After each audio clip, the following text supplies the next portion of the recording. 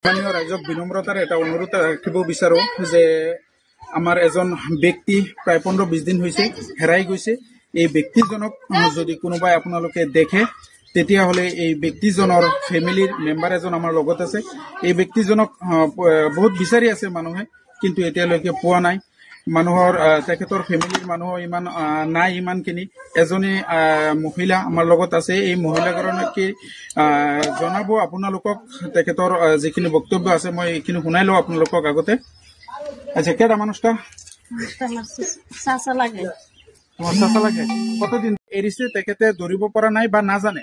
গতিকে আপোনালোকে এই ভিডিঅ'ত থকা নাম্বাৰত, যদি এই ভিডিঅ'ত থকা ব্যক্তিজনক আপোনালোকে ক'ৰবাত দেখে, ভিডিঅ'ত থকা নাম্বাৰত আপোনালোকে যোগাযোগ কৰিলে এই মহিলাগৰাকীৰ নাম্বাৰ, এই নাম্বাৰত তেখেতসকলৰ লগত এই ফেমিলিৰ লগত যোগাযোগ কৰাই দিব।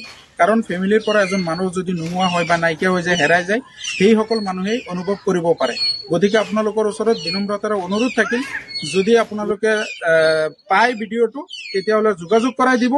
আৰু যদি আপোনালোকৰ সন্মুখত পৰা নাই, ভিডিঅ'টো এটা শ্বেয়াৰ কৰি দিব, যাতে ব্যক্তিজনৰ লগত পৰিয়ালৰ মানুহৰ লগত যোগাযোগ স্থাপনটো হৈ যায়। ধন্যবাদ। জয় আই।